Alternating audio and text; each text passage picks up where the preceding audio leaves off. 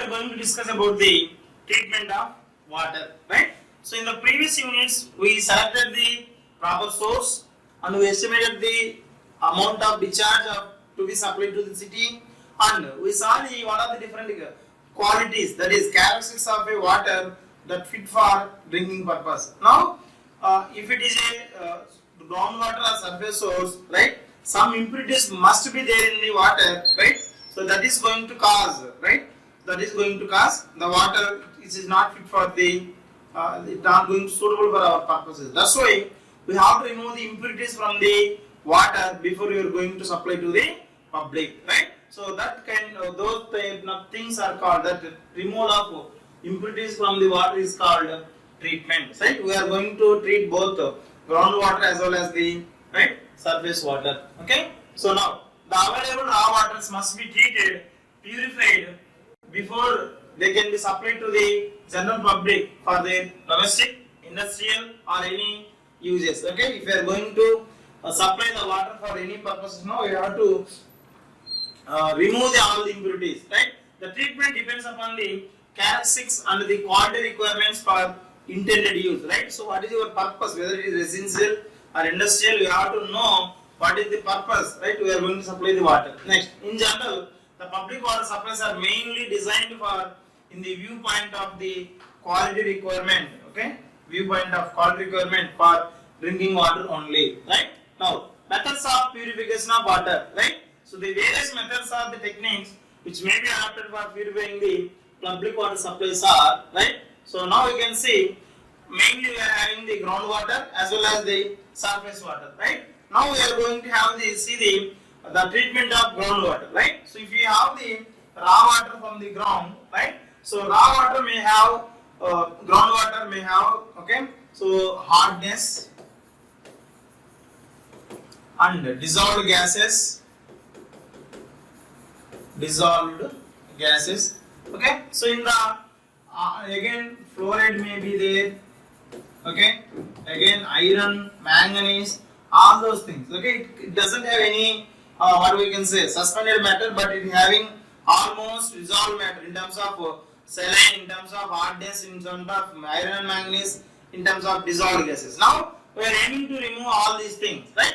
The first thing is aeration, right? Here we are going to add oxygen to the water, so it is going to remove undesirable gases like CO2, H2S, right? Those kind of gases, and we are going to introduce the oxygen into it, so that the water is going to become so fresh, right? And also the oxidation of iron and manganese will be there, right? Why you need to remove iron and manganese means if there is an iron in water, it is going to give red color, and this is going to give the brown color, right? So the color causing agent should be removed. Next, second thing is, and again we are going for removing the hardness.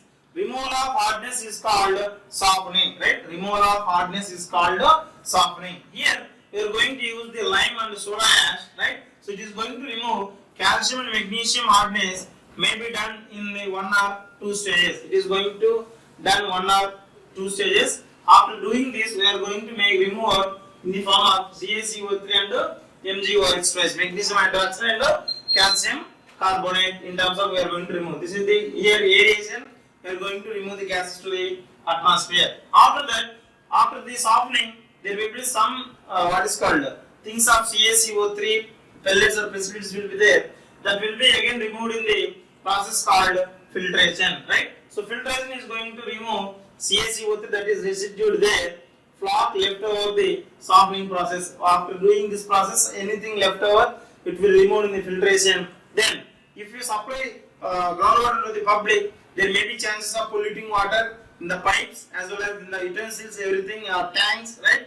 So to what is called taking the future contamination of drinking water, we are going to add some chlorine to this. This process is called disinfection, right? Here it is going to destroy pathogens. Pathogens means the microorganisms that are going to cause the diseases. Next, enough added to provide, right? So it is having the aqueous residual in the form of distribution system. In the distribution pipes now, it is going to have some residual power. Okay. So after disinfection, Okay, so for this chlorine reaction and should be stored at the plant itself, and they are going to store the water, right? It is going to provide contact time for disinfection and stores the water for peak demand. After this, we are going to give to the distribution system. So this is the flow chart for the treatment of what is called groundwater. First is raw water will come. There we are going to remove unwanted gases and as well as the iron and manganese from the water.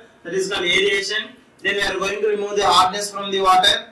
Okay, with the help of any chemical or one or two stages. Later, the precipitates will be removed in the filtration. Then we are going to make it disinfectant using the chlorine gas. Then we are going to storage. Then we are going to supply it to the distribution system. Right. Next, coming to the surface water source. Right. Surface water source will have suspended solids. Right. Suspended solids and as well as the colloidal solids, less amount of dissolved solids, right? Now our aim is to remove suspended and as well as the colloidal solids, okay? So here we have the raw water. So from raw water we are going to remove the suspended solids by using sedimentation technique, okay? So out of this the waste will be taken as a term called sludge, right? So pre-sedimentation, so it may be necessary if water comes from the fast flowing streams. It is going to remove large amount of suspended solids.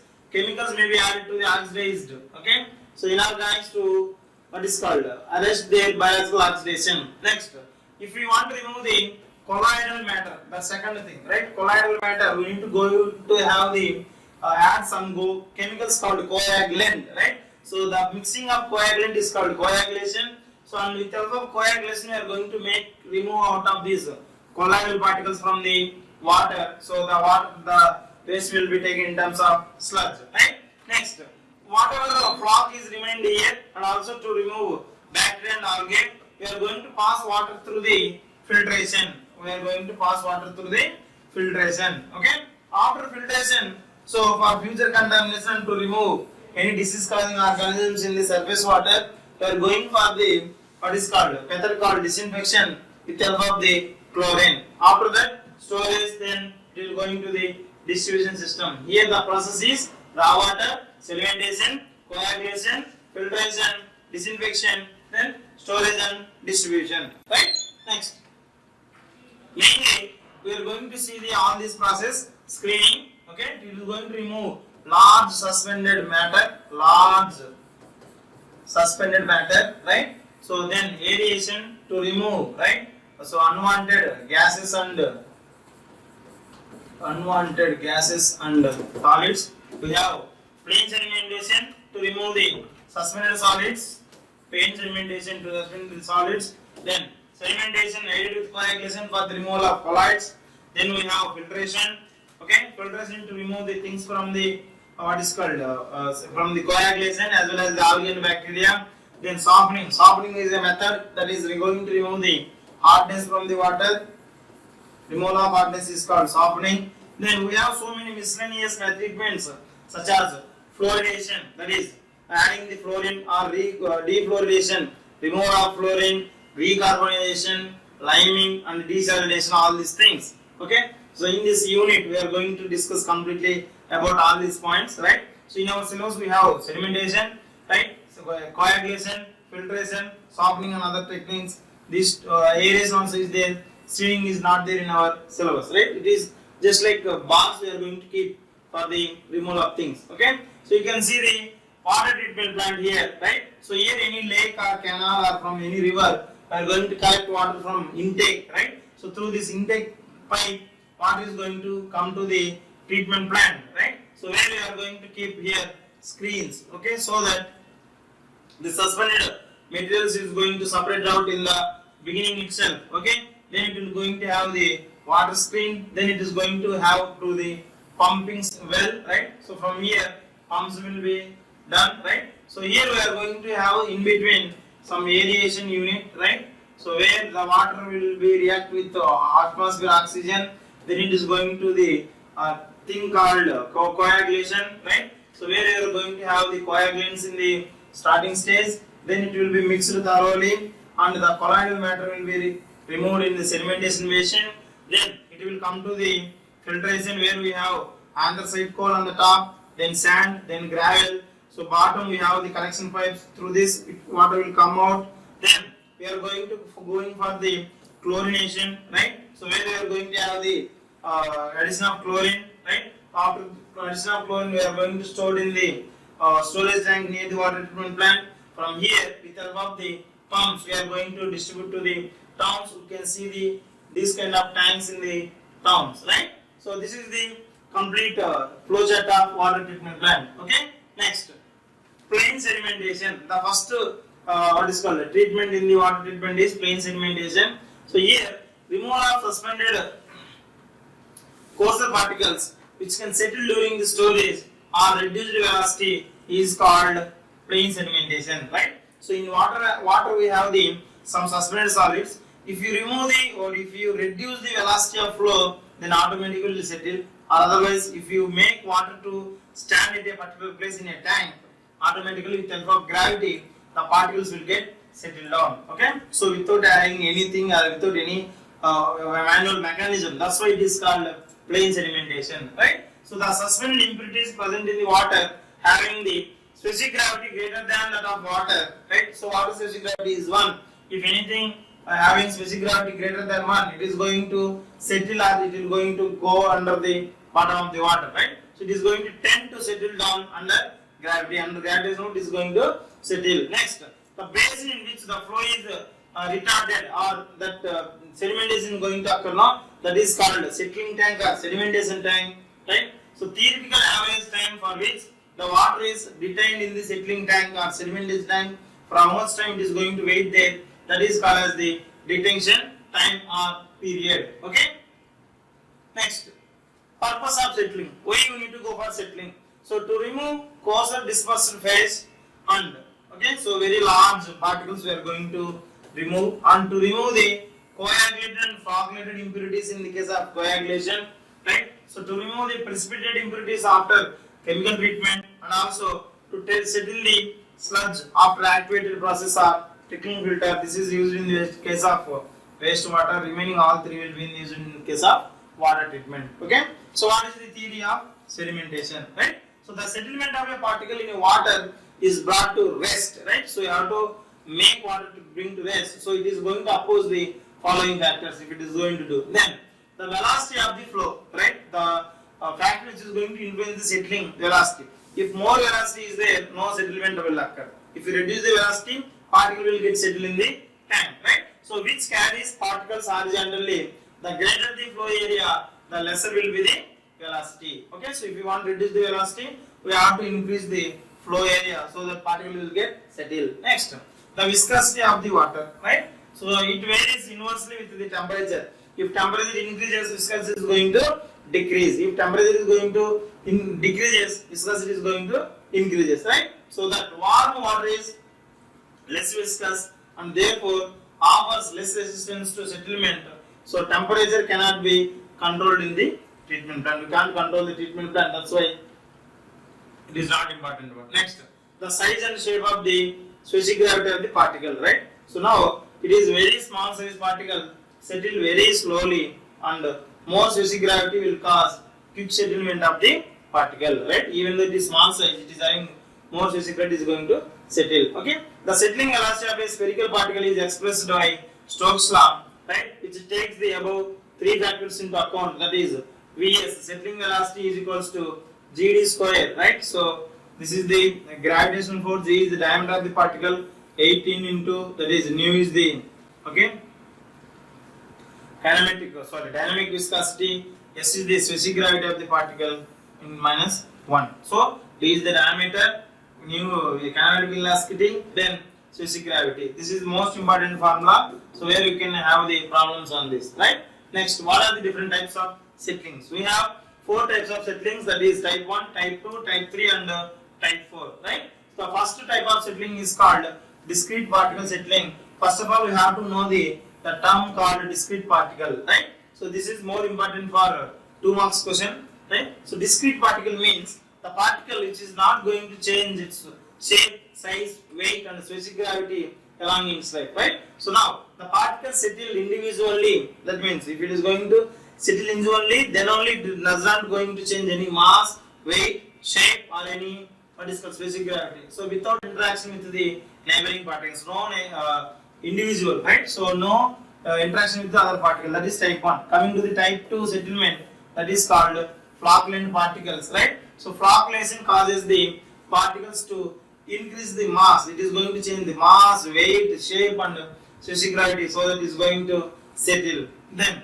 type 3 settling is called hindered or zone settling. Here the mass of the particles are going to settle as a combined unit, and it is going to come to the what is called come down. Next, type 4, right? So it is called compression. The concentration of particles is so high that sedimentation can only occur through the compaction of the structure. One particle going to see, right? So first two settlings we will observe in the case of water treatment. Type 3 and type 4 is going to observe in case of wastewater treatment plant, right? Next, here the Stokes equation is going to change according to the temperature. So setting velocity Vs is equals to 418 d square into s minus 1 into 3t plus 7 divided by 100, where t is, right, temperature is in the degree centigrade, right? So for particles which is having diameter less than or equal to 0.1 mm and Reynolds number is less than 1, okay? So where the Vs is given by 418, instead of d square we are going to get only d, s minus 1 into 3t plus 7 divided by 100. If d is greater than 1 mm, then Vs is equals to 1.8 root of Gd into s minus 1. Okay. Next, types of sedimentation tank. Okay. So what are the different types of sedimentation tank is there? Okay. Depending upon the method of operation, sedimentation are two types. The first one is intermittent, and the second one is the continuous. Let us say intermittent tank, right? So it is going to function intermittently. That means water will come inside and it is going to wait for some time, and we are going to send it out. Okay.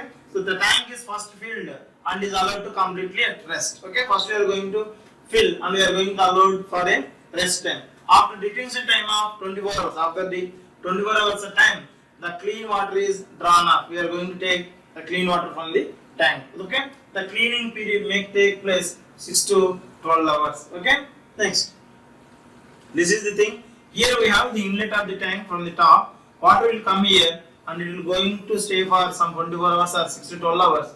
Then after that we are going to remove the water from here, right? So if you see from the side look now, so this is the inlet where we fill the water, and the whatever silt or settling particles are there, it will settle here. So clean water will be taken from this place. Okay. So this is the intermittent tank supply. Then we have the continuous tank, right? So water is completely keeps on moving in the tank with a very small velocity. Okay. It is going to provide sufficient length of travel. Flow velocity of water is reduced, right? So here there is no what is called closing or opening the valves. Okay. We are going to make continuous inflow and continuous outflow, but the inflow outflow will take place with a very less velocity, so that, right, so the particle is going to what is called settle, right? So in this time, by the time water particle to travel from one end to another end is kept slightly more than the time required for settling of a suspended particle in the water. So these are two kind of things are there. One is horizontal flow tank, another one is vertical flow tank. Okay. So this is the horizontal flow tank where through inlet water will come. Here we have a buffalo valve. That's why it is going to enter like this, right? So to the southern direction, the particles are going to settle, and also to the gravity also it is going to settle. The clean water will be taken from the outlet. Now, so the settled particles, that is sludge, is being taken by using this scraper mechanism here, right? So this scraper mechanism is going to bring everything to here, that is sludge hopper, from where we are going to remove, right? So that's why here we have main 4 zones. Okay. So long rectangular settling basin, that whatever you saw in the last diagram. So long rectangular basins are hydraulically more stable, and flow cannot control for large volumes is easier with this configuration. Okay. So a typical long rectangular tank having ranging from 2 to 4 times of its width. The bottom is slightly sloped down to the sludge scraping mechanism that already we saw. You can see here the slope is what is called. Bottom is it's having some slope, right? It is having some slope at the bottom. Next, pull the settlement material into the sludge hopper, from where it is pumped out periodically. Okay. Next, long rectangular tanks can be divided into 4 different zones: inlet zone, right? Settling zone, outlet zone, sludge zone, right? So you can see here, this is inlet zone, this is settling zone, sludge zone, then outlet zone. 4 types of zones are there.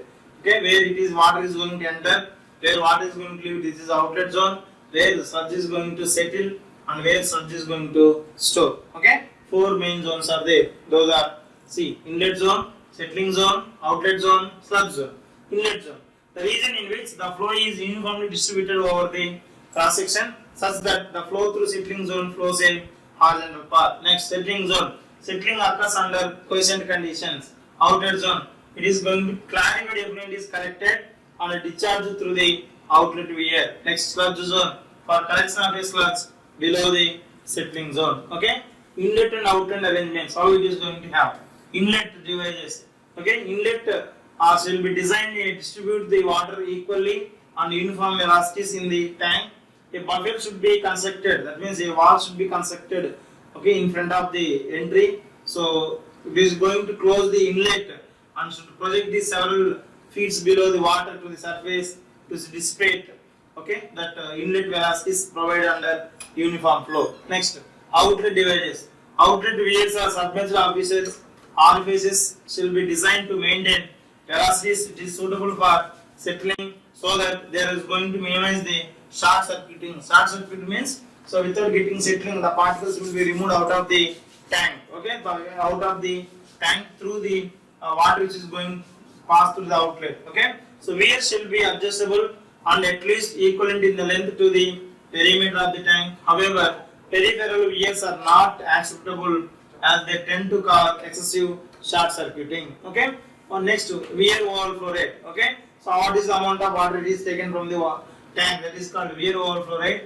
So large weir overflow rates result in the excessive velocities at the outlet. These velocities extended backward into the settling zone, causing particles and flux to be drawn into the outlet. So weir loadings generally cause up to 300 meter cube per day per minute. Okay, meter square. Okay, it may be necessary to provide special inboard weir designs as shown in the lower the weir outer flows, right? So circular basins. And then last time we saw the what is called rectangular. Now circular we are going to see. Circular settling basins have the same monsoon zones as the long rectangular basin, but the flow regime is different. When the flow is entering into the center of the buffled to flow radially. That means if it is going to have this kind of shape, right? So the flow will enter into the tank, right? The flow enter into tank like this, and it is going to have distributed like this towards periphery meter. The water is going to distribute it. If the horizontal velocity of the water is continuously decreasing, as the distance from the center is going to increase, velocity is going to reduce. Thus, a particle path in a circular basin is a parabola as opposed by the straight line path. The long rectangular tank, where it is a long rectangular tank, it is a straight path. Okay, sludge removal mechanisms in a circular tanks are simpler and requires less maintenance. Okay, now, so in the next class we are going to see the design concepts of sedimentation tank and what is the normal values for design of sedimentation tank. Okay, so that's all for today. Thank you.